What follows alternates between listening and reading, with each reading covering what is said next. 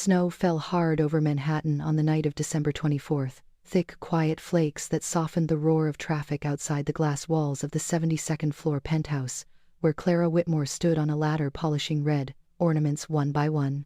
The tree rose higher than any she had ever seen, a tower of light built for a party that was not meant for her. Music drifted from the living room as planners moved in tailored coats and practiced smiles carrying trays of crystal glasses past her without a glance. From the hallway, she heard the head butler remind the staff in a dry, efficient voice that employees would leave through the service exit once setup was complete, and that guests would arrive through the front. A moment later, the female floor manager paused near the ladder, looked Clara up and down, and said without lowering her voice that she should not get attached because people like her did not belong in holidays like this. Clara answered yes ma'am, climbed down, and carried her box of cleaning cloths toward the back without a sound. In the basement laundry room, she sat on a plastic chair beside the humming dryers, cracked open a cup of instant noodles with hands still smelling faintly of pine, and waited for the water to boil from the small electric kettle she kept hidden behind detergent bottles. Her phone buzzed with a message from the foster agency she had not heard from in months, a simple line that said she was too old now for Christmas dinners, and that the program was full. Clara stared at the screen until the steam from the noodles fogged her vision, and she whispered to the echoing concrete room that people like her did not get Christmas miracles. When she returned upstairs with her empty cup, the penthouse was almost ready, the tree glowing, the tables dressed in white, the house dressed for joy that did not include her.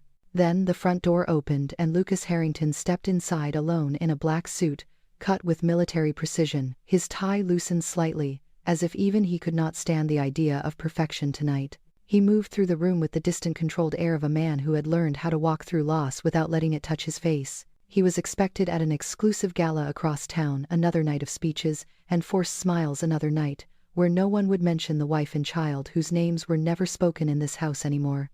As he crossed the living room, his eyes caught the reflection of a small figure in the glass, a young woman standing at the edge of the great tree holding a plain cardboard cup against her chest, as if it were something precious. For the first time all evening, Lucas stopped walking. Clara did not hear him at first, lost in the quiet ache that always grew louder when the world dressed itself in celebration. When she turned, she almost dropped the cup. He stood only a few feet away, the billionaire whose name she had learned before she learned how to work the washing machine in this building, the man whose grief had turned the penthouse into a place where decorations were forbidden, until she slipped that small tree into existence this year, believing that no one would notice. For a long moment they simply looked at each other across the glow of borrowed lights. Clara lowered her eyes automatically and apologized for lingering. Lucas followed her gaze to the cup in her hands, and to the way her shoulders were folded inward, as if trying to take up less space than the air allowed. Something in that small posture cut through the numb discipline he had worn for 2 years. He asked quietly if she had family to go to that night. Clara hesitated just long enough to tell the truth and said, "No sir," then added that she would be fine, that she was used to quiet holidays. The words landed heavier than she intended. Lucas felt the old pressure rise in his chest, the one that usually came with church bells and snow and memories he had trained himself not to touch. He looked at the towering tree, at the empty space beneath it, at the young woman who had decorated it, knowing she would never sit beside it with anyone of her own. Without allowing himself time to reconsider, he spoke the one sentence that would fracture the invisible wall between his world and hers. He told her that she was not invisible tonight, and that she was coming with him. Clara lifted her head as if struck by sound itself. Time stopped around them. Clara learned early that homes could disappear without warning tonight. Her first memory was a door closing behind strangers forever. By age 5 she had lived in 3 houses already. Each family started gentle, then slowly grew distant with time. She learned shoes off voices, low eyes, always down inside. At school she kept quiet so she would not move. Teachers said she was polite, and painfully invisible to them. Every Christmas she waited to see if chosen again then. Some years a family smiled and promised forever for now. By New Year the smiles had already faded away quietly. They returned her with apologies that sounded rehearsed each time. "We are just not a good match, dear," they said. Clara stopped crying after the 4th goodbye. She learned fast. She packed faster than anyone twice her age by instinct. Hope became something she folded small and hidden inside herself. At 12 she entered a group foster shelter for girls. The walls were gray, and rules louder than comfort there. She shared bunk beds, stories, socks, and borrowed courage nightly too. Some girls rebelled loudly. Clara learned to endure it silently. Silence felt safer than hoping for kindness from anyone else. At 16, she aged out of easy sympathy from adults.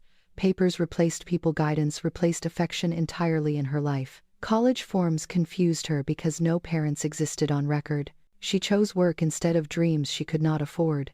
A cleaning agency hired her without questions at 18 quietly. The job required long hours and eyes that noticed nothing. She learned buildings before people, hallways before faces, always first. By night she saved coins in labeled envelopes for food. By day she scrubbed fingerprints from glass futures she would. Her only family was a girl named Lily back then. They met in a shelter line for donated coats once. Lily laughed too loud and dreamed without apology or shame. They promised to grow up and never vanish on each. Life broke that promise quietly, like it broke many others. Lily fell ill at 19 without warning one cold winter. Hospital lights replaced stars they once counted together at night. Clara worked double shifts to keep Lily insured through forms. When Lily stabilized, Clara stayed employed and alone afterward too. The penthouse job came through an agency referral one morning. Live-in position, health coverage, and strict rules included also. She signed immediately before the offer could disappear like others. The building felt like another planet of glass and echoes. Residents passed her without names, only schedules and measured steps. She preferred it this way because it protected distance inside. No one asked where she went during holidays or after. The penthouse owner rarely appeared and never spoke to her. His silence felt safer than kindness she might owe later. When Christmas approached, the staff prepared for spectacle and excess. Clara prepared only for another quiet, forgotten night of work. That was how every December had always ended for her. She never decorated in childhood, no tree ribbons or lights. She learned from movies that families gathered and unwrapped joy. Those scenes felt like fiction, beautiful and unreachable by design. When she hung ornaments that night, it felt forbidden somehow. She touched each glass globe like borrowed happiness meant briefly. She imagined for seconds what it meant to belong anywhere. The manager words cut deeper because they echoed history perfectly. People like you do not belong in holidays, she said. Clara absorbed it like truth that never surprised her anymore. She carried her noodles upstairs like contraband tenderness for survival. The message from foster services felt like the final stamp. Too old for Christmas dinners was almost gentle in tone. She replied nothing because there was no reply required truly. At the tree, she held her cup as shield against. The house glittered with abundance that did not touch her. She thought of Lily asleep miles away in shared housing.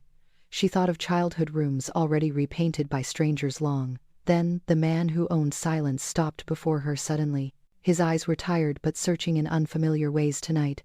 She expected accusation orders, maybe another dismissal to follow him. Instead, he asked where she was meant to go now. Her answer was truth wrapped in practiced calm and habit. No family, no plans, just another quiet return to nowhere. The sentence that followed shattered routine like glass in snow. You are not invisible tonight, he said steadily, then paused. The second sentence changed the direction of her life forever. You are coming with me, he said simply without doubt. Silence filled the distance between heartbeat and possibility for her. Clara felt shock before fear, before fragile disbelief could form. No one had ever invited her into a holiday before. Holidays had always been things she cleaned around, but never. She searched his face for the lie she expected reflexively. Instead, she found only exhaustion and unguarded intent behind it. Her hands trembled and she hid them at sides tightly. The world that never chose her suddenly paused at once. For one breath, she imagined saying yes aloud without fear. For another, she remembered every goodbye ever learned and lived. She stood between disappearing and being seen for the first. The snow thickened outside as if holding its breath for. Clara nodded once because words felt too heavy to risk. Lucas turned toward the door without ceremony as if decided.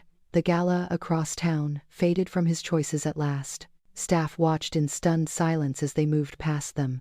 Clara felt every stare like a pulse of disbelief inside. She walked beside the man whose name filled headlines worldwide. No one had ever walked beside her like this before. The elevator doors closed, sealing a boundary behind her past. Descent felt faster than any goodbye she had rehearsed silently. Her reflection trembled in steel as if uncertain of shape. For the first time, she was not returning alone anywhere. Outside, the snow erased tracks almost as soon as made. The car waited warm and dark at the curb below. A driver opened the door without question or comment given. Clara hesitated with one foot between worlds she could feel. Lucas waited without urging, without impatience, without demand or pride. She stepped inside and the door closed softly behind her.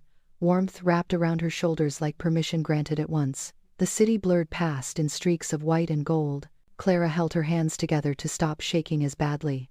Lucas watched the road as if watching fate unfold again. Neither spoke because some moments rejected language in their weight. The girl who was never chosen was moving into story. The man who survived but died inside followed without armor. Snow kept falling like quiet witness to decision made tonight. Clara did not know where they were going or why. She only knew she was no longer invisible to him.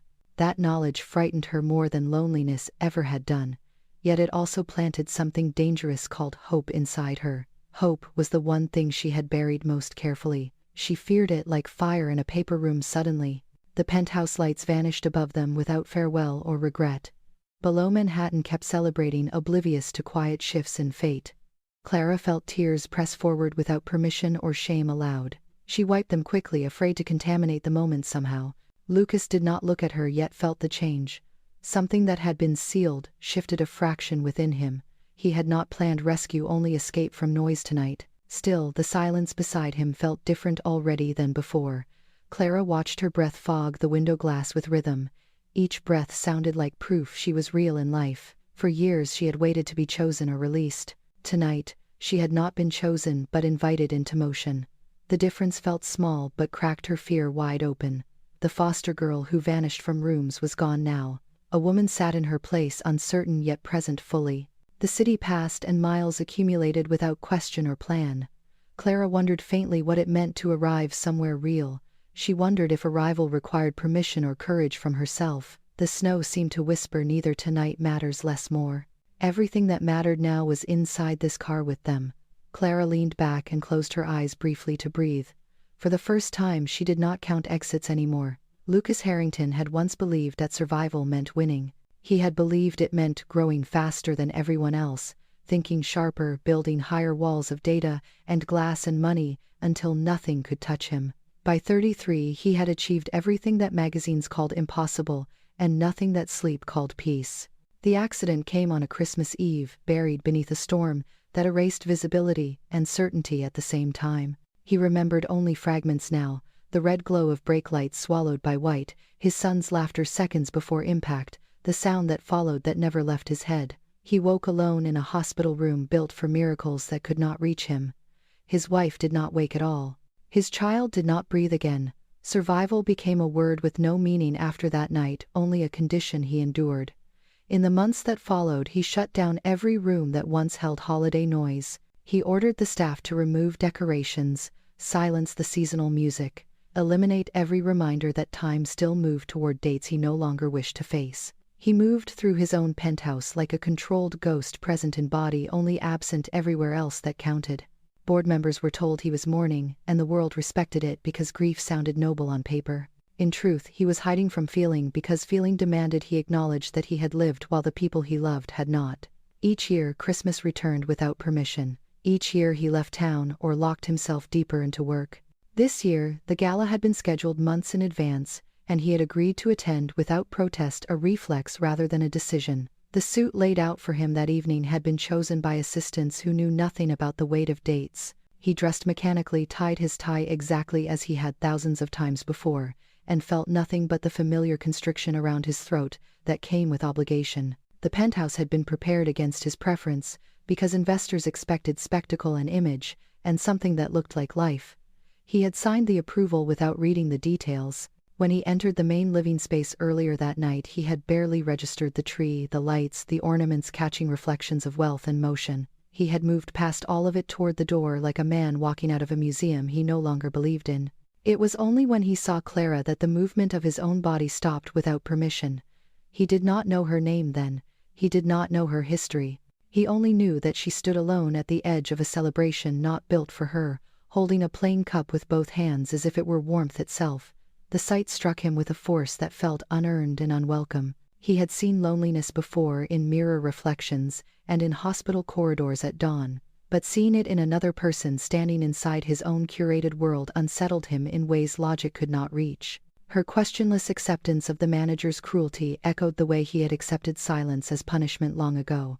When she said she had no family to go to, he heard a familiar truth beneath the simplicity of her words. People asked him constantly about family without meaning it. Her answer meant everything and nothing at once. When the sentence left his mouth telling her she was not invisible and that she was coming with him, he did not feel like a rescuer. He felt like a man answering a question he had avoided for 2 years. Why keep surviving if survival only meant isolation?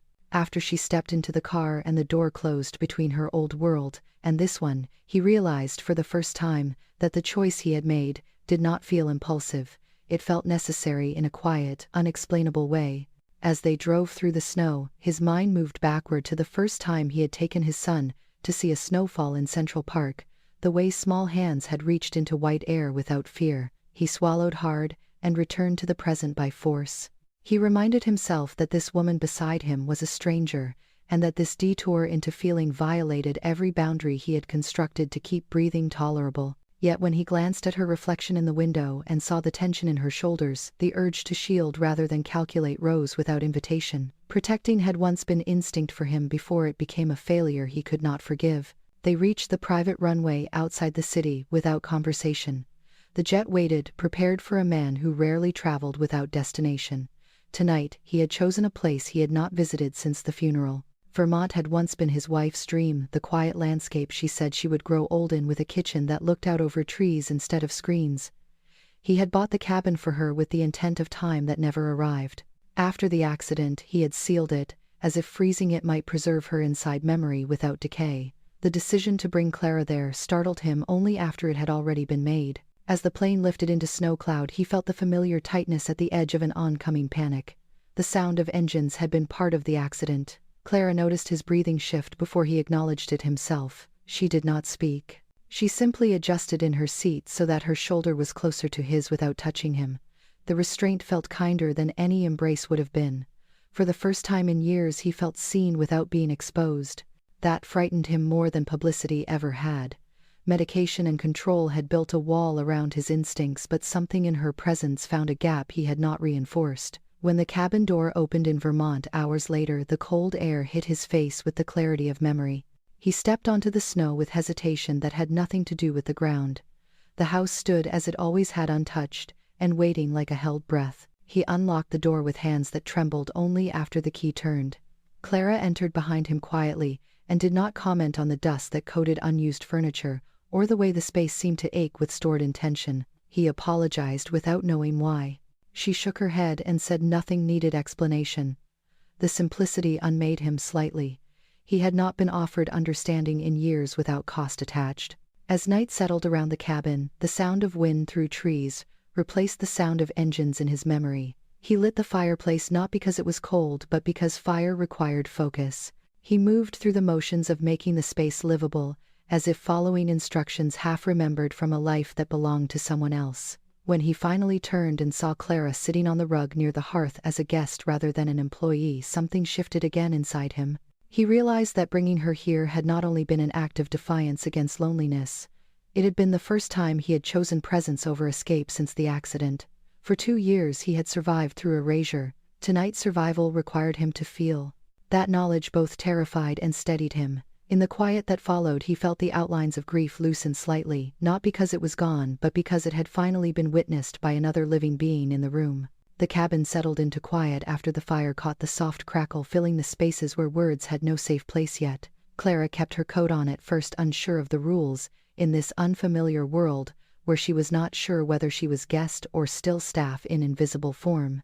Lucas noticed and without a word crossed to the old closet near the stairs and pulled out a wool blanket folded with careful neglect. He held it out to her without ceremony. She hesitated a beat, then accepted it, their fingers brushing for the briefest second before both withdrew, as if startled by the contact itself. The touch was light and accidental, yet the air between them shifted as if a line had been crossed that neither quite knew how to name. He cleared his throat and said she did not have to stay if she felt uncomfortable, that he only did not want her to be alone on Christmas Eve. The phrasing mattered to Clara more than the offer itself. It gave her the smallest sliver of choice she was not used to receiving. She told him quietly that she wanted to stay. The words felt dangerous and liberating at the same time. He nodded once as if acknowledging a contract signed in silence, and turned back to the fireplace where he added another log with deliberate care. Outside, the snow thickened, pressing against the wide windows like a living thing. Inside the cabin, the heat began to settle, slow and steady, loosening the tension in Clara's shoulders inch by inch. She moved closer to the hearth, not because she was cold, but because the fire felt like a promise she did not yet understand. Lucas watched her from across the room with an awareness that made him uneasy. He had spent years controlling rooms and negotiations with detached precision. He had not spent years learning how to watch someone without protecting himself from what he saw. She moved with the careful economy of someone used to being always observed and easily judged, each step measured, each gesture restrained, as if any excess might invite punishment. That restraint mirrored his own in ways that unsettled him. He told her that the kitchen was stocked, but that he had no idea how to cook anything that required more than heat and patience. The admission sounded almost like a confession. Clara smiled faintly and said soup was enough for Christmas if the table was warm. The simplicity of the statement disarmed him more than any grand declaration might have. They moved side by side into the kitchen with the awkward grace of two people learning new rules for movement. He opened the pantry as if revealing a fragile secret, and she surveyed the shelves with the practical eye of survival rather than luxury. They worked without colliding and without quite finding rhythm, yet passing utensils and opening cans, the sound of preparation filling the silence with shared purpose. When the pot began to steam, she breathed in deeply and said it smelled like real dinner. The phrase struck him with unexpected weight. When had food stopped being real and become only functional for him? They carried the bowls to the small wooden table near the fire, and sat across from each other, with steam rising between them like a gentle barrier. There were no silver utensils here, only plain forks and spoons bought for use rather than display. Clara wrapped her hands around the bowl before tasting as if grounding herself in the heat. Lucas watched her do it and felt a strange tightening in his chest that was not grief and not quite relief either. They ate slowly. The quiet between them was not empty but tentative, like the pause before a song begins. After a few minutes, Clara spoke without lifting her eyes, and said she had never eaten Christmas dinner at a table before.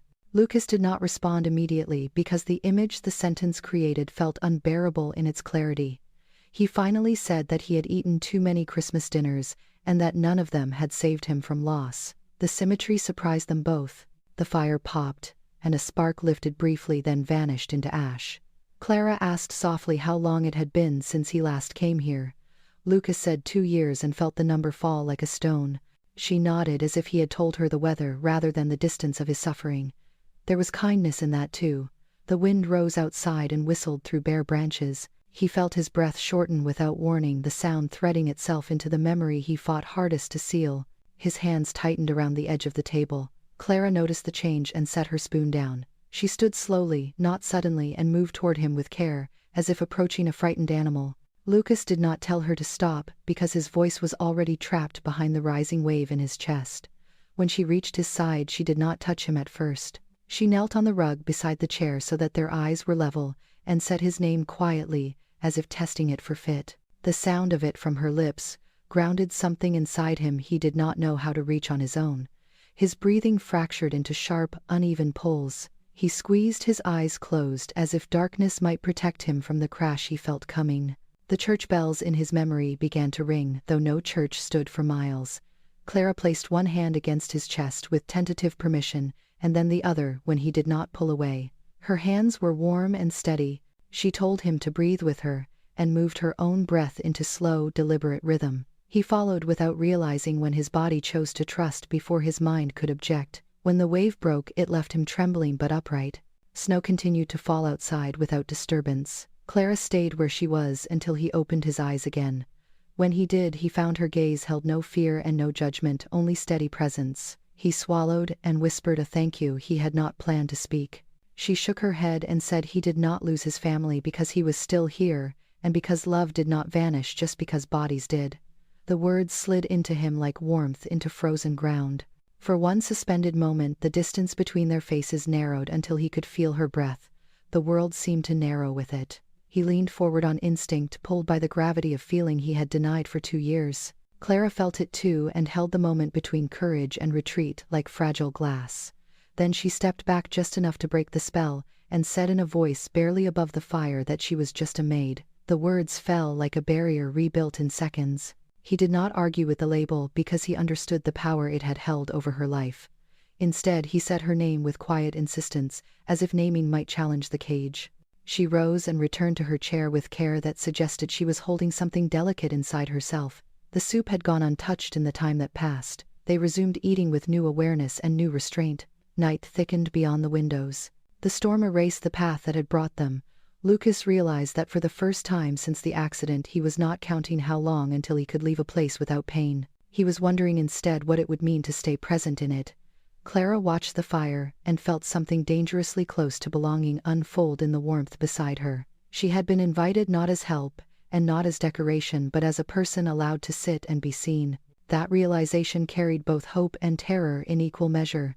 When the meal ended, Lucas took the bowls to the sink and washed them himself with awkward efficiency. She offered to help and he shook his head. The refusal was quiet and final, not as an order but as a boundary he was determined to keep tonight. They returned to the fire with mugs of tea that steamed up into the dark beams above. The clock on the wall marked the slow arrival of Christmas, without celebration or countdown. At midnight neither spoke. The moment passed as an exchange of breath rather than fanfare. Clara felt tears gather without warning, and did not bother to hide them this time. Lucas noticed and pretended not to. Some things were allowed to be private even when shared. The invitation that had carried her here no longer felt illegal. It felt like the first honest thing either of them had done in a long time. Morning crept into the cabin with a pale silver light that slipped through frost-edged windows and settled across the table where two empty bowls still rested. Clara woke on the couch, wrapped in the wool blanket with the fire reduced to a soft bed of glowing coals. For a moment she forgot where she was, and reached instinctively for the edge of a memory that did not exist. Then the quiet returned, and with it, the awareness that she had spent Christmas night at a table that had not rejected her. She sat up slowly, afraid that any sudden movement might shatter the fragile permission she felt she had been granted. In the kitchen, Lucas was already awake, pouring coffee into mismatched mugs with the careful attention of someone performing a ritual. He did not wear his suit, and the absence of it made him look younger and oddly more real. They greeted each other with quiet nods that carried more meaning than words would have managed yet.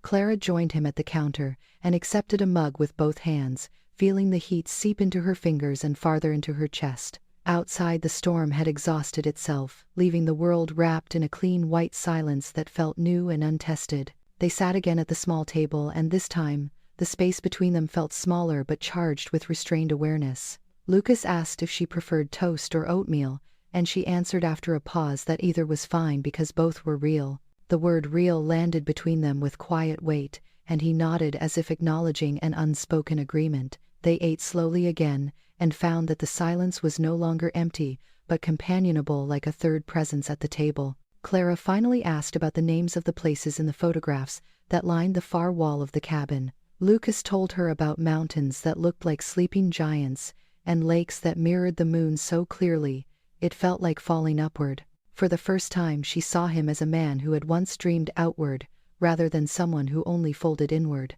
She shared pieces of her own map in return: the shelter hallways, the borrowed bedrooms, the way December always left her untreated. Lucas listened without interruption, as if he had been waiting for this story without knowing it. When she finished, he said quietly that he had not known what survival meant until that morning, and the admission surprised him. The fire had burned low again, and he reached to add another log, moving with care so she would not feel displaced from the warmth. Clara noticed, and something inside her loosened, because she was being considered without needing to ask. They spoke of Lily, then of the sister she sent money to and hoped would never feel as unwanted as she once had. Lucas said that hopes like that were dangerous because they made promises the world did not always keep. Clara answered that danger did not erase necessity, and that without hope she would have disappeared long ago. He considered this as if it were a problem he could not solve with numbers, and it unsettled him. The snow outside continued to fall, but now it felt less like a wall, and more like quiet witness. Clara asked what his son had been like, and the question trembled between them like a held breath. Lucas closed his eyes for a moment, then said his son had loved trains and loud laughter, and asking questions that never ended. The memory hurt, but it also warmed him in a way he had not allowed in 2 years. Clara said she thought loud laughter was a kind of bravery, and Lucas smiled before realizing he had done it. The smile felt unfamiliar on his face, like a muscle waking after long neglect. They moved after breakfast into the front room where sunlight pooled across the wooden floor and softened the space. Clara traced her fingers along the books on the shelves and stopped at a worn copy of a children's tale. Lucas told her his wife used to read that story aloud every winter, and the words opened another door he had kept shut. Clara did not rush him when the silence returned, and he understood that she knew how to wait without pressure. The day unfolded without schedule and without obligation, and both of them felt the unfamiliar relief of that freedom. In the afternoon, Lucas taught her how to split wood, and she laughed when the weight surprised her. Her laughter echoed against the trees, and he realized it had been years since he had heard unguarded joy on his land. They returned inside, flushed from cold and movement, and warmth followed them again like a familiar thread. As evening approached, Clara felt the delicate ache of anticipation she did not want to name. Lucas sensed it too, and felt the old fear rise of wanting something the universe might take again. They set the table once more with the simple dishes, and the second meal carried the weight of everything unsaid. When Clara reached for the bread at the same time he did, their hands touched and neither withdrew at first. The world narrowed to that single point of contact where fear and attraction met without permission. Lucas pulled his hand back slowly as if reminding himself of lines he was not ready to cross. Clara lowered her gaze again, not in shame but in careful self-defense. Dinner ended without resolution, and yet everything between them had shifted irrevocably.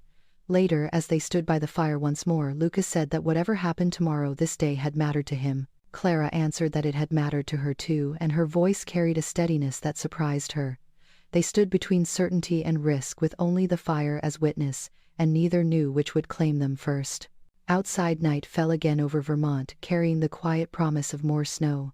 Inside, the two broken people remained at one Christmas table, learning slowly what it meant not to eat alone.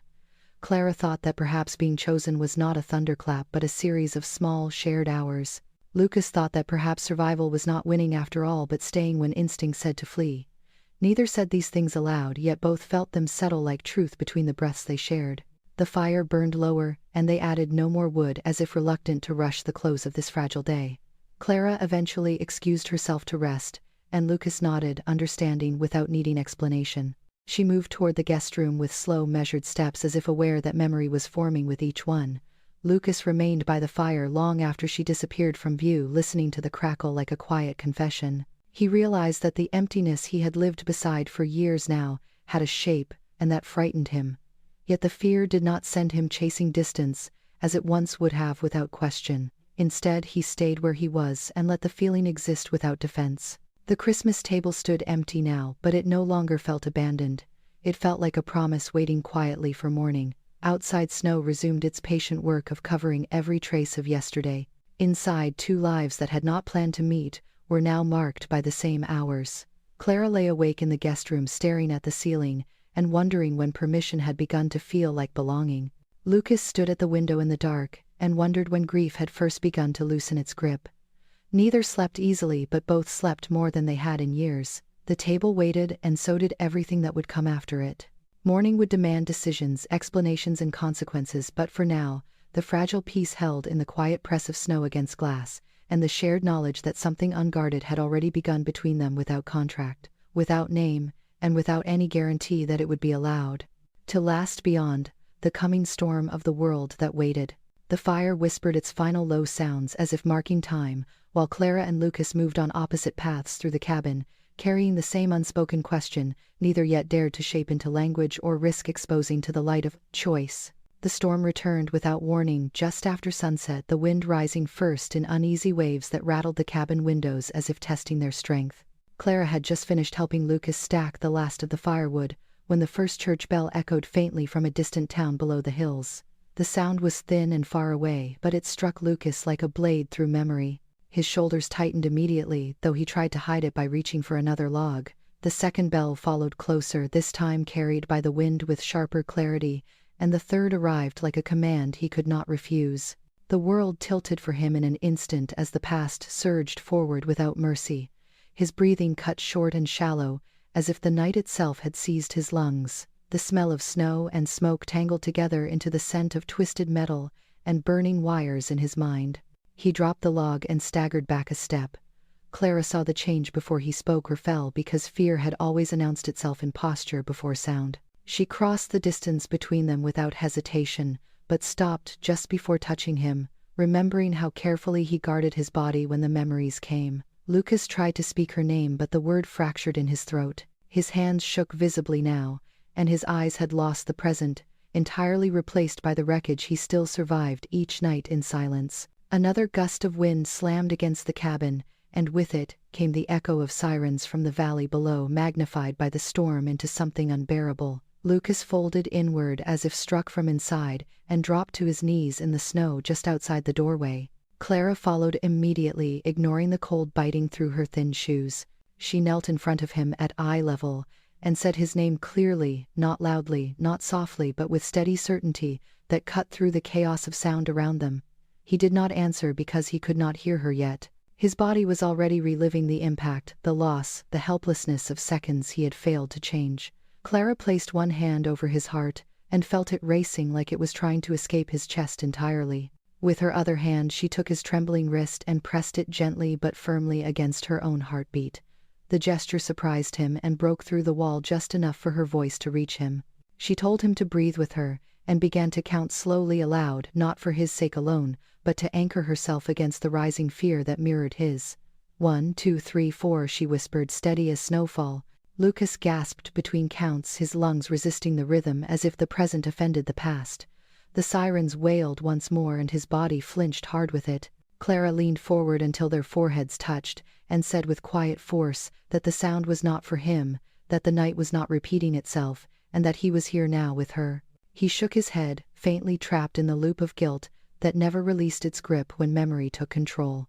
Clara tightened her hold and said that he did not lose them because they were gone, but because he had blamed himself for staying when he had no power to change the storm. The words struck deeper than she had intended, but they found their mark. Lucas cried out once, not a sound of pain but of release, as his body lost the rigid control he had maintained for years. His breath came in broken sobs now, and the sirens faded into distance at last. Clara did not pull away when his hands found her arms in unconscious need for balance.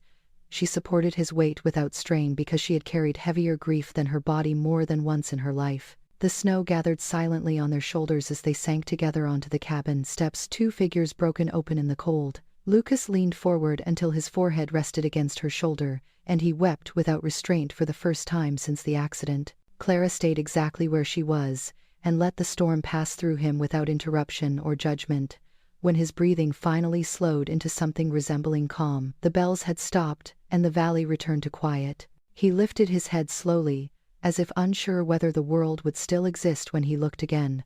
Clara met his eyes without flinching. For the first time he saw his sorrow reflected not as burden but as something held in shared space without threat. He whispered that he had survived when he should not have. Clara shook her head and said that survival was not a crime, even when it felt like one. She told him that he was still here, and that meant he was still allowed to be loved even if he did not yet know how. The words struck him harder than the bells ever had. His chest rose on a deep, uneven breath, and then another until the rhythm returned on its own. The storm moved slowly away, leaving behind only the sound of snow sliding from branches like quiet apologies. Lucas closed his eyes again briefly, but this time the darkness did not swallow him. When he opened them, Clara was still there, steady and unafraid. For one suspended moment the fear fell away, and only the closeness remained. He leaned in, guided by instinct rather than decision, and their faces drew within inches of each other. The air between them tightened with a heat that had nothing to do with the fire inside. Clara felt it too, the pull of something that frightened and steadied her in the same breath. Her lips parted without request, and Lucas felt the old rules crumble under the pressure of present need. His hand rose to her shoulder, not in possession, but in question. For one heartbeat she answered by leaning closer, and then the weight of everything she was not allowed to be slammed back into place. She drew away gently, but unmistakably, and said in a voice that trembled despite her effort, that she was just a maid. The words hit him harder than rejection ever could have, because they were not about him but about every wall the world had built around her. He did not reach for her again because he understood that the distance she created was not dismissal but survival. They remained kneeling in the snow, breathing in the quiet that followed the storm. Lucas finally pushed himself to his feet and offered her his hand, not as a command but as balance. Clara accepted, and their fingers laced only for the time it took to step back inside. The cabin felt warmer than before, not because of the fire, but because the frozen parts of him had shifted just enough to let heat through. Lucas wrapped her shoulders in the blanket without asking, and she let him. For the rest of the night, they spoke little, but the silence between them had changed shape. It was no longer empty or guarded. It was full of what had almost happened, and what had already changed without permission. Clara lay awake later, listening to the storm fade into distance, and realized that she had just saved a man the world believed needed no saving. Lucas sat in the dark by the dying fire, and understood that someone who had grown up unseen had become the only person who could pull him back when memory tried to kill him. The night she saved the billionaire passed without any witness but snow and shadow, yet it would become the invisible line that separated who he had been from who he could no longer pretend not to become after that moment. The world Lucas returned to after the Vermont storm did not wait for healing or explanation. It waited for spectacle. The first leak appeared less than 12 hours after the jet touched down in New York. A grainy video surfaced online showing Clara in the penthouse elevator days earlier, holding an envelope, while Lucas stood beside her speaking in low tones. The clip ended before context could exist, but the caption supplied its own narrative with eager cruelty, claiming that the billionaire had been compromised by a calculated maid. By noon, the clip had multiplied across screens under headlines that blurred fact and fiction into one poisonous myth. The board convened an emergency session behind closed doors and called it concern for corporate image. The PR director did not bother with concern at all and framed the story as betrayal by a woman who had used proximity to climb beyond her station. Clara saw the first headline not on a phone but on the muted television in the penthouse breakfast room, where staff waited for updates in uneasy silence. The words "gold digger" scrolled beneath her name in bold, cruel certainty. She felt the room tilt slightly, but her face remained still, because shock was a language she had practiced since childhood. Lucas was already in the boardroom when the second wave of stories hit, and this time, the images were sharper edited to suggest exchange where none had existed. The video showed Clara placing the envelope into his hand and then cut abruptly to a later scene of her exiting a luxury store alone. The implication was surgical in its precision. The board did not accuse directly but asked questions that carried verdicts beneath them. Had he authorized any personal transactions with staff? Had he allowed private relationships to compromise judgment? Had he considered stepping back until the investigation concluded? Lucas stared at the screen as if it had grown fangs. He knew the envelope contained nothing but a holiday card he had asked her to deliver to the local shelter, but the timing had been twisted into accusation. The PR director slid a prepared statement across the table, suggesting that Clara had exploited his grief and vulnerability. The phrase vulnerability struck him like an open wound. He asked who had authorized the surveillance. No one answered directly. Rights ownership blurred into necessity, as it often did when image demanded blood. While he sat, surrounded by people who spoke of protection, Clara was summoned to a separate office where a lawyer she had never met placed a stack of papers before her and said calmly that signing them would prevent a misunderstanding from becoming permanent ruin. The documents were non-disclosure agreements framed as safeguards, but their language spoke of silence purchased through threat. The lawyer said this was routine, and that it was for her own benefit as much as the company. Clara heard only the familiar hum of power pressing her back into invisibility. She asked whether Lucas knew about the documents.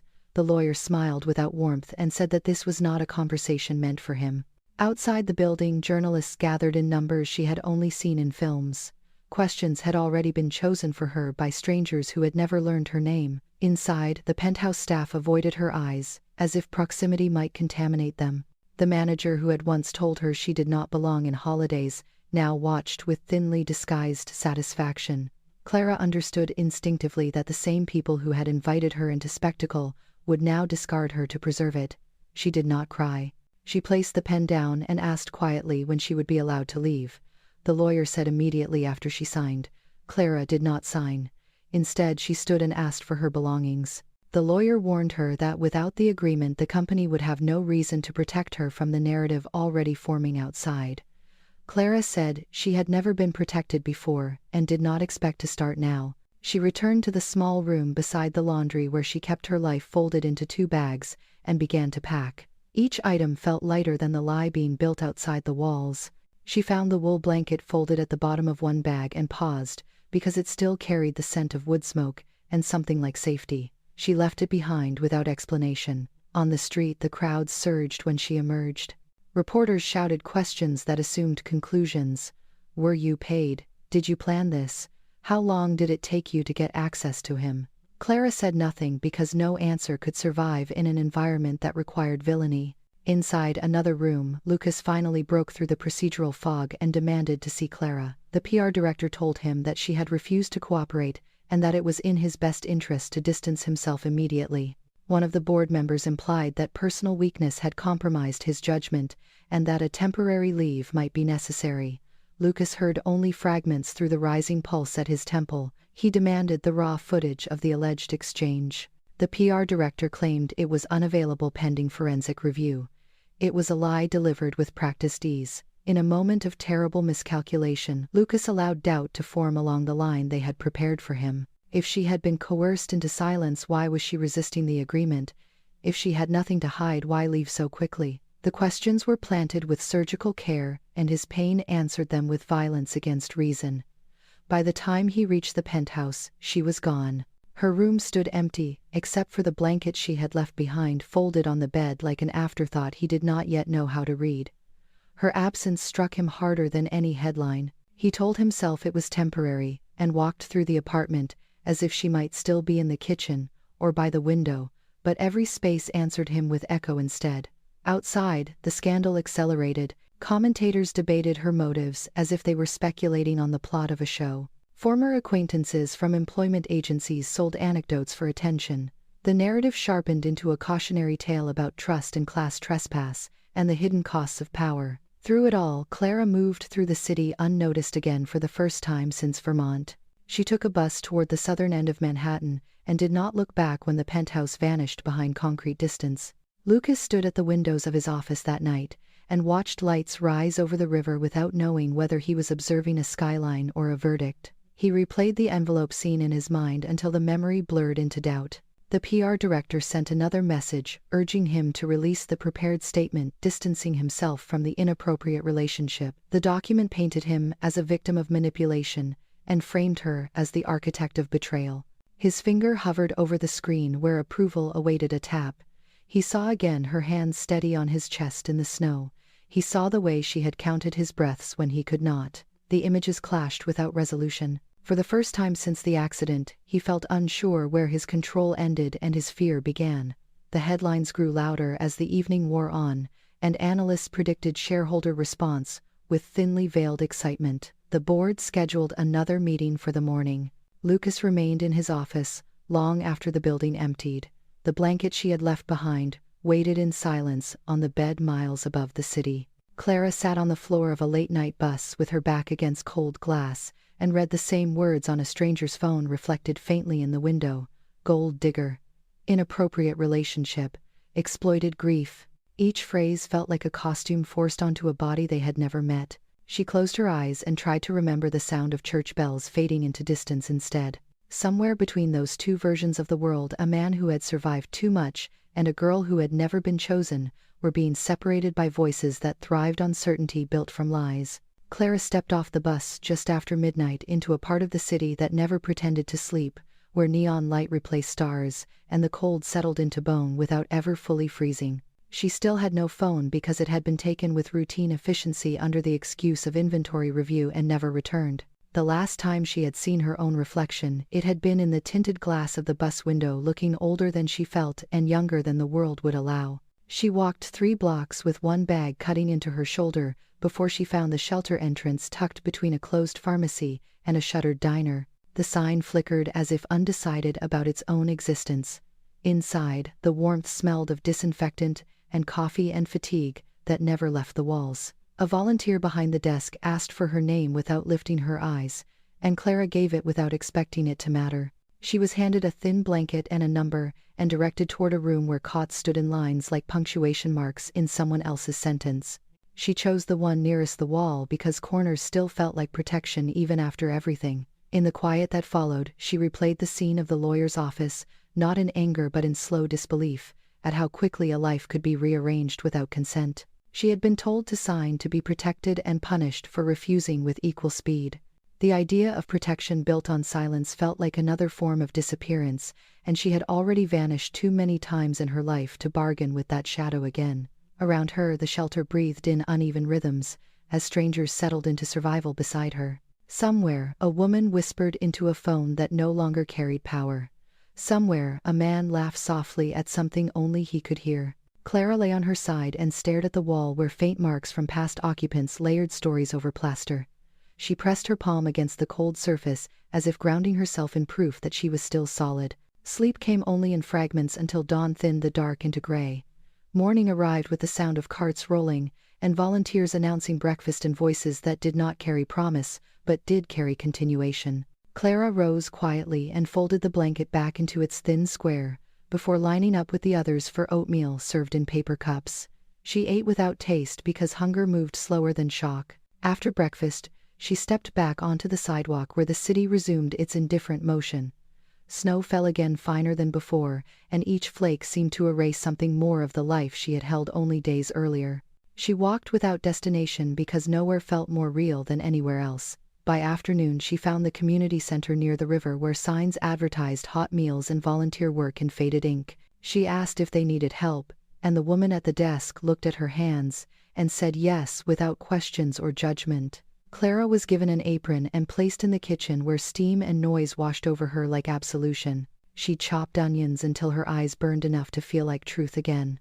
Word of the scandal spread faster than she could move, but here it arrived, diluted by need. The men and women who lined up for food did not ask about billionaires or headlines.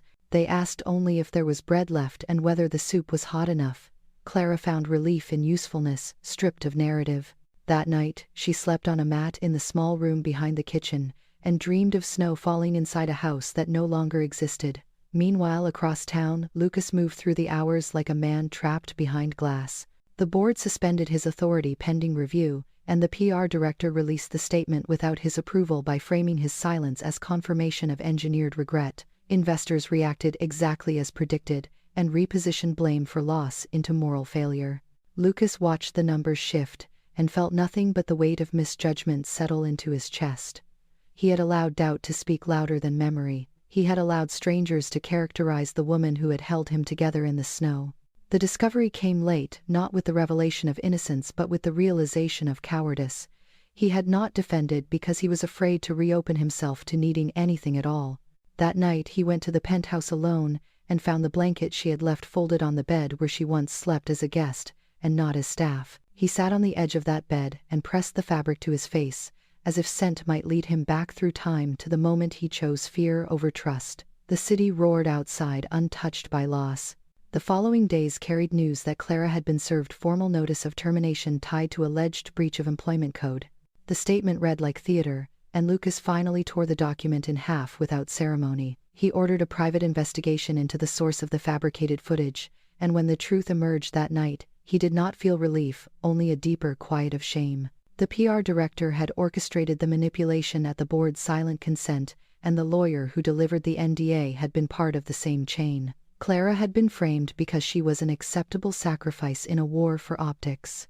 Lucas drove himself into the city for the first time since the accident, instead of taking a driver, and felt the edges of panic press in with every siren he passed. He forced himself through it anyway, as if pain were a debt now due. He searched employment agency records, hospital registries, public shelter lists, and every digital track a woman without protection might leave. By the third night, he found a match on a community center volunteer schedule under her name.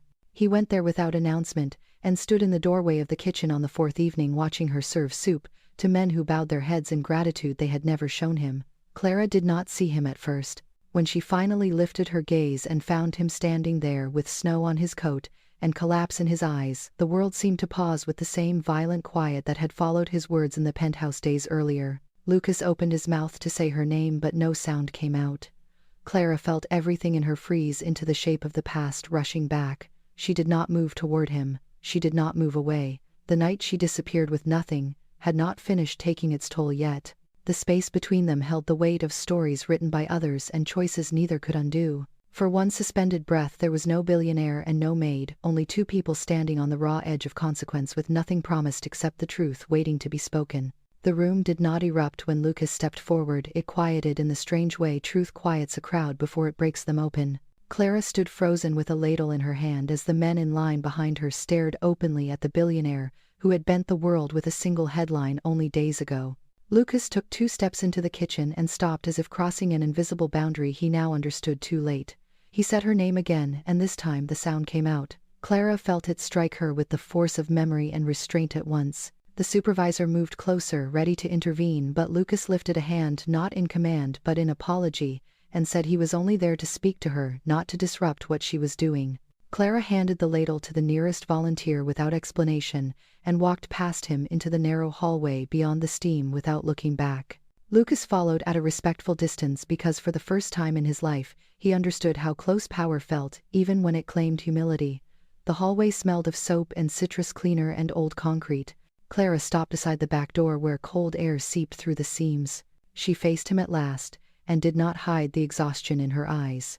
He began to speak all the sentences he had rehearsed in the car, but none of them survived the way she looked at him. She said nothing first, and the silence left him no shelter.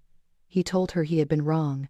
He told her he had trusted the machinery of fear instead of the memory of her hands, counting his breaths in the snow. He told her he had allowed doubt to shape his judgment, and that if she never forgave him, the consequence would still be deserved. Clara listened with stillness that felt older than resentment. When he finished, she asked quietly whether he had believed the lie even for a moment.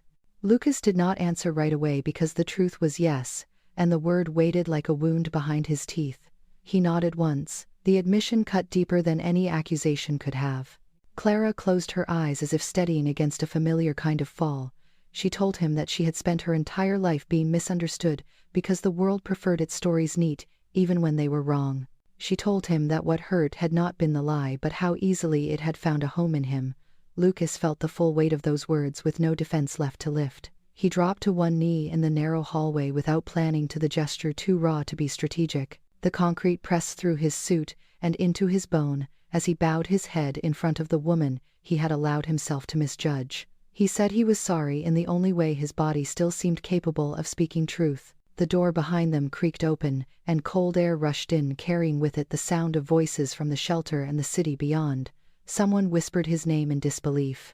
Cameras appeared at the far end of the hall, as journalists who had tracked him through rumor closed in on the scene, not as witnesses, but as collectors. Lucas did not rise. He lifted his head just enough to look at Clara, and said out loud that he had lost his family once, and that he would not lose her twice, not to fear, not to cowards, not to the machine that had taught him power without mercy. Clara felt the hallway spin with the sudden violence of attention. Every instinct born from years of disappearance told her to retreat into shadow, but another quieter voice urged her to stay and let the truth breathe. She did not reach for him. She did not stop him either. The cameras captured the image of the man whose name moved, Markets kneeling on a concrete floor in a soup kitchen hallway, as if repentance itself had chosen a public stage. The headlines erupted within minutes, but this time the phrases turned on their axis. Billionaire begs forgiveness. Power kneels to dignity. The narrative cracked under the weight of its own manipulation. The PR director was removed within the hour, and the board convened in chaos that could not be managed by prepared statements. Lucas stood at last and faced the corridor of lenses with no armor left. He told them the truth without edit or apology. He said the footage had been falsified, and that the woman they had named a gold digger had rescued him when his body and will had failed. He said he would accept every consequence of his silence, and that Clara Whitmore owed the world nothing. The shelter supervisor pulled Clara back into the kitchen as the rush intensified and locked the door against the noise. Inside the room, men and women who had eaten her soup only moments before stood in stunned attention as the sound of chanting gathered outside. They looked at her not as scandal but as one of their own suddenly thrust into myth. Clara slid down against the wall and pressed her palms into her eyes as if light itself had become too loud. Across town, contracts were dropped like burning rope and sponsors withdrew in protest and guesswork. Lucas returned to the penthouse that night, not as its owner but as a man dismantling what no longer deserved to shield him. He ordered the full release of every record tied to the deception, and instructed his legal team to pursue charges rather than settlements.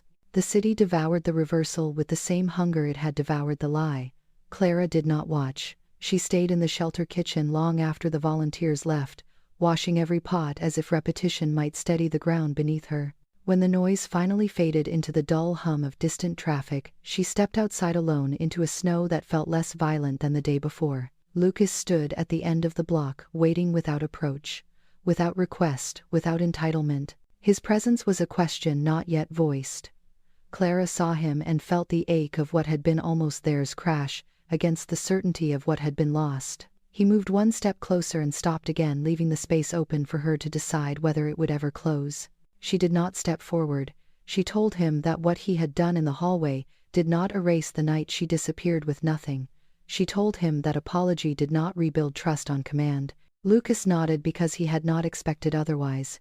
He said he did not deserve her return, only the right to no longer hide behind what he had allowed to be done to her. He offered her the blanket she had left behind, as if returning a piece of warmth she had abandoned. Clara took it from his hands without touching his skin. The exchange felt like an ending and a beginning that had not yet learned how to speak each other's names. She turned away and walked back into the shelter, without looking behind her. Lucas remained on the sidewalk, watching the door close, with the same quiet he had once watched hospital curtains fall. The difference now was that he had chosen to stay present for it. By morning the world would have turned his kneeling into symbol and his confession into spectacle. Clara would wake to the weight of a million eyes that did not know her. For now, the night held only two people, separated by truth and consequence, and by the fragile possibility that kneeling had planted something in neither of them could yet claim as hope.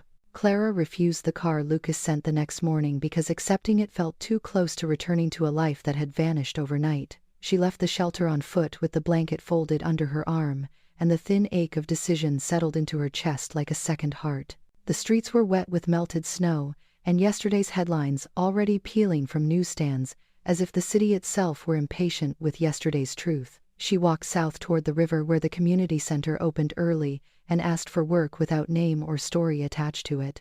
The supervisor looked at her eyes before her face and nodded once, as if some things could be understood without explanation.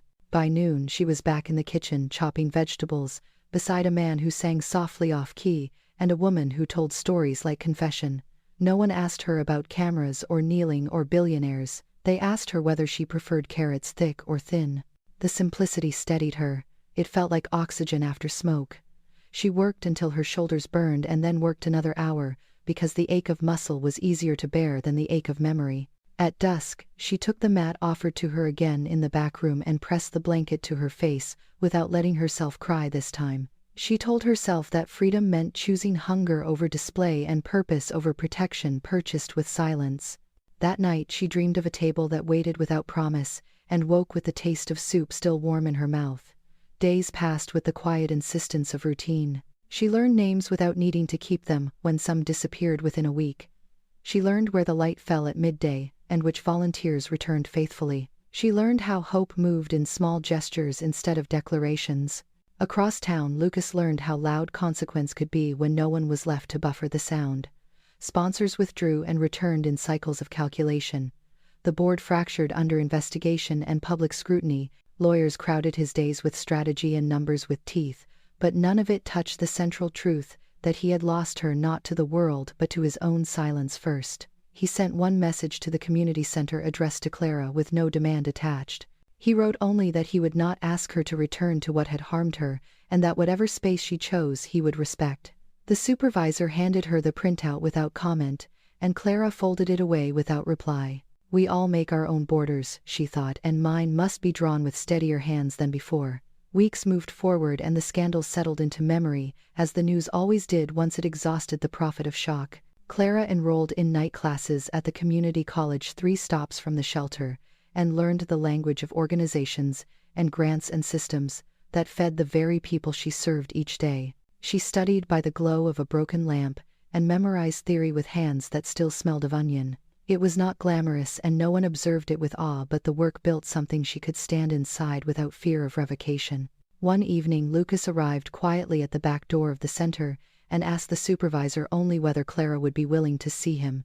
The supervisor asked Clara the same without pressure. Clara considered the question in the space between one breath and the next. She said yes, but on her terms, and only in the open cafeteria, where other voices could keep the air honest. Lucas entered with the humility that had not come easily to him before, and sat across from her at a table scarred by hundreds of anonymous meals. There were no cameras now, and no witnesses who would profit from the moment. He told her that he had stepped down from the board and transferred controlling authority to an independent trust until the investigation fully concluded. He said that he was not doing this for spectacle but because he no longer wished to argue with the cost of power in his own life. He told her that he was building something new with the resources he still had, and that it was not an empire. Clara listened without interruption, and then told him she had chosen to remain where she was for now. She told him that she needed to learn what it meant to be free, without needing approval from anyone whose name moved the air around them. Lucas nodded, though disappointment shadowed his eyes because he understood the truth under her words. He did not reach across the table or try to close the space. He only asked whether he might be allowed to support the center without attaching his name to it. Clara said that anonymity would be the truest gift he could offer, because it would teach him what help looked like without credit. He agreed without negotiation. That winter, the center received shipments of supplies that arrived without sender, and scholarships that carried no sponsor signature. The volunteers joked about secret angels, and Clara kept her eyes down when the subject came up because it felt truer that way. She studied and worked, and learned how to draft proposals that did more than plead. By spring she was running small programs for youth who had aged out of foster care, without maps of their own. She taught them how to apply for basic aid, and how to speak their needs without apology. At night, she returned to the shelter with calloused hands, and a quiet pride she had never known how to carry before. Lucas watched her from a distance that hurt, but also taught him what it meant to let choice breathe. He did not attend her classes or follow her path through the city. He only ensured that when storms came, the center's roof did not leak, and when funds ran thin, the accounts did not run dry. Months later, at a public hearing about housing, he stood from the back row without name, and spoke briefly about what it meant to build systems that did not ask gratitude as payment. Clara did not know he was there until she saw him leave. Their lives ran parallel without intersection, and both were altered by the shape of that separation. Freedom did not feel like triumph. It felt like the discipline of waking each morning and choosing not to barter one's name for safety. Clara learned to let hunger be honest and rest be earned. She learned the difference between receiving and being owned by what one receives. On the night the shelter lost power in a summer storm, she organized candlelight and laughter like a second kind of weather. Children slept under tables, listening to stories told without scripts. The blanket Lucas had once returned to her was folded beneath a stack of donated coats, because its warmth now belonged to many rather than memory. When autumn came, she passed her certification exams with marks that surprised even her. The supervisor offered her a paid position coordinating outreach, and Clara accepted with the strange tension of someone stepping into a future she had not learned to distrust yet. Lucas heard through a third party that she had been promoted, and for a moment allowed himself a private smile that went undiscovered. He continued dismantling the fortress of his old world, and funding new work without his name attached, as if learning to love meant first learning to disappear from the center of the lens. At the first frost, Clara stood by the river and watched the city hold its breath for winter again. She thought of the night she had left the penthouse with nothing but a bag and a choice. She had chosen to stay poor, but free, and in that choice had found a kind of wealth that did not vanish with headlines. She did not know if love would ever return to her life in a form that felt safe. She only knew that she had not died inside to survive, and that this too felt like a miracle earned by staying rather than fleeing.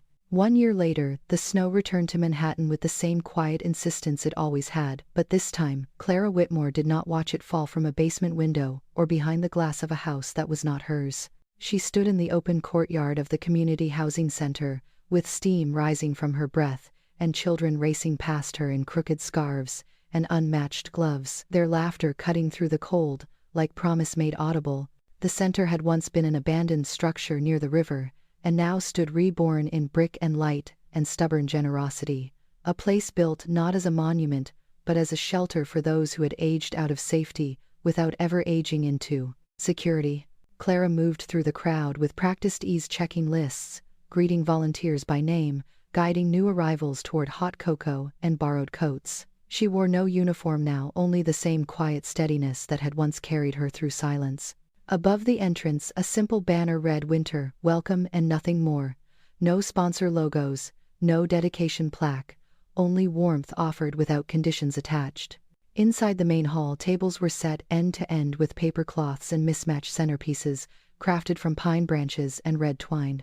The meals were simple and plentiful, soup and bread and fruit, and shared seconds that felt like abundance. Clara paused near the doorway to take it in because for the first time in her life, the scene did not feel like something she was cleaning up after. It belonged to her in the way work sometimes becomes home, without claiming to replace it. She watched a girl no older than 12 guide a younger boy through the line with the seriousness of a guardian, twice her age, and felt the familiar ache of recognition soften into something like pride. At the far end of the room, a small group of volunteers began to tune guitars for the evening songs, and the rough notes trembled with the same vulnerability Clara had once carried alone. When the first few chords settled into shape, she let herself lean against the doorway and breathe. She had learned over the year that programs grew slowly, and that trust grew slower still, but tonight both shimmered in the air without asking to be named. Outside, snow began to fall again, steady and unclaimed. Across the street, a man stood beneath the faint glow of a lamp, watching the center without stepping into its light. Lucas Harrington had arrived in the city 3 days earlier without announcement or entourage. He had not stood on a stage in months. He had not signed a public statement in just as long. The empire he once commanded had transformed into an independent foundation that moved quietly through channels he no longer directed. He had learned how much could be done when the need to be seen was removed from the work. Tonight, he remained where he was, at the edge of the sightline, because this was the last place he had no right to impose himself upon. He watched Clara direct the volunteers with the authority of care rather than power, and felt the unfamiliar weight of admiration uncorrupted by possession. A year had reshaped him without softening him, and for the first time he did not confuse that with loss. He had learned to live without the armor of constant defense. He had learned to allow consequence to teach rather than destroy. When the music inside rose into a rough communal carol, his chest tightened with the old reflex of grief, and then loosened again because it no longer owned him entirely. He took one step forward and stopped only when he saw her lift her head and look directly at him through the glass. The moment stretched with the same violent stillness that had once followed his words in the penthouse. This time, it did not break her open with shock. It met her with recognition. Clara felt the sight of him land with steadiness she had practiced for a year. She did not retreat. She did not rush. She simply handed her clipboard to the nearest volunteer and walked toward the door with measured step and open breath. When she stepped outside, the snow touched her face and melted immediately, as if acknowledging the heat beneath her skin. Lucas stood before her without apology on his tongue and without defense in his posture. For a moment neither spoke, because the year between them crowded close and demanded to be seen whole, rather than summarized. He said her name at last, not as plea but as greeting, and she answered with his, not as forgiveness but as truth. He told her that the housing network was fully funded for the next 5 years without restrictions, and that it carried no personal dedication. She thanked him without transforming the gratitude into obligation. He told her that he had come only because he had been invited by the children after one of the volunteers had mentioned him in passing, as someone who believed in quiet help. The explanation made her smile because it meant he had arrived as a guest, rather than a headline. She invited him inside without ceremony, and the door closed behind them on the cold. The room did not pause for him. The children did not stare in awe. The volunteers did not fall silent. He moved through the center as one more presence, learning its place rather than claiming it. When a small boy tugged his coat and asked him whether he wanted cocoa, Lucas knelt and accepted as if it were an offering rather than a question. Clara watched from a distance and felt something in her chest unlock that had remained carefully sealed even from herself. Later, as the music quieted, she found Lucas near the coat racks, helping a girl fix a torn mitten with patient concentration. The child thanked him with a solemnity that did not require context. Clara approached when the moment opened, and he stood again with the quiet readiness that had replaced his former command. They walked together toward a corner table where candles glowed in uneven rows, and for the first time in a year they sat across from one another, without an exit carved between them. Lucas told her that he had not come to ask anything of her, and that this night was hers by every measure that mattered. Clara believed him because the need beneath the words had softened into respect rather than want. They spoke of the center and its small victories and stubborn challenges. They spoke of Lily, who had found work and was learning to trust mornings again. They spoke of his foundation that funded projects without name or spectacle. They spoke of small things because small things had proven truest. When the evening turned and the volunteers began to distribute wrapped gifts, donated by anonymous hands, a hush passed through the room the way it always did at moments of surprise. Clara watched children open their parcels with awe learned early, and wondered again at how joy arrived without announcement when no one was watching for it. When the last gift was given and the last carol sung, Clara felt the old Christmas ache rise in her chest, not as hunger but as recognition of how far she had traveled from the nights of instant noodles beside humming dryers. Lucas saw the shift and gently touched the edge of the table, not her hand, simply the space near it, as if asking whether it was permitted to cross distance again. Clara looked at the contact point and then at him, and nodded once. The movement was small and decisive, their fingers laced without rush and without fire, and yet the quiet intensity surpassed the storm of their almost kiss in the snow. The world did not narrow around them this time. It widened. After the crowd thinned and the children were guided to their rooms, Lucas asked whether she would walk with him outside. She agreed because the center was safe enough now to leave without fear. They stepped into the falling snow side by side and did not hurry.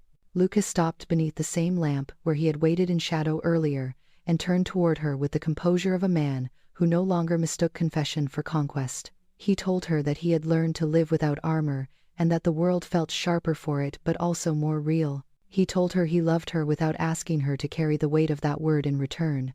Clara felt the truth of it settle without pressure into a place she had cleared with discipline and time.